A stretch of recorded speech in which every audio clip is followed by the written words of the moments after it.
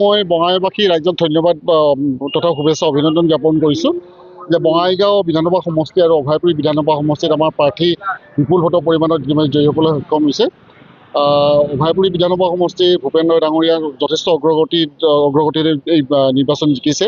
আৰু আমি নিশ্চিত আছিলোঁ, কাৰণ ৰাইজ আপোনালোকে সকলোৱে গম পাইছে যে ৰাইজে উন্নয়নৰ পক্ষত আছে। গতিকে আমি আগতীয়াকৈ আচলতে নিশ্চিত আছিলোঁ যে ৰাইজে নিশ্চিতভাৱে উন্নয়নৰ পক্ষত ভোট দিব, গতিকে বিজয়ী আমাৰ নিশ্চিত আছিলে। আচলতে চাওক, মই প্ৰথমে কৈছোঁ যে ৰাইজে আচলতে আজি বৰ্তমানৰ যি ভোটাৰ ৰাইজ বৰ্তমানৰ ভোটাৰ ৰাইজে সদায় উন্নয়নৰ পক্ষত থাকে আৰু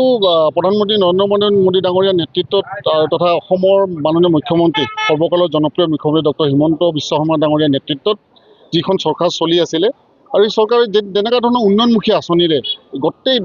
সৰ্বসাধাৰণ ৰাইজক যি বিভিন্ন ধৰণৰ আঁচনিৰে উপকৃত কৰিছে, গতিকে আমি নিশ্চিত যে তাত যিয়ে নহওক, তাত কোনোবা যদি নিৰ্দলীয় উঠে বা তেনেকুৱা ধৰণৰ হেৰি হয়, আমি জানো যে নিৰ্দলীয় প্ৰাৰ্থীক ভোটাৰ ৰাইজে আজিৰ তাৰিখত অন্ততঃ ভোট নিদিয়ে আৰু তেখেতসকলে নিশ্চিতভাৱে NDAৰ পক্ষত ৰাইজ আছে, গতিকে NDAৰ প্ৰাৰ্থীক তেখেতে বিজয় কৰাইছে।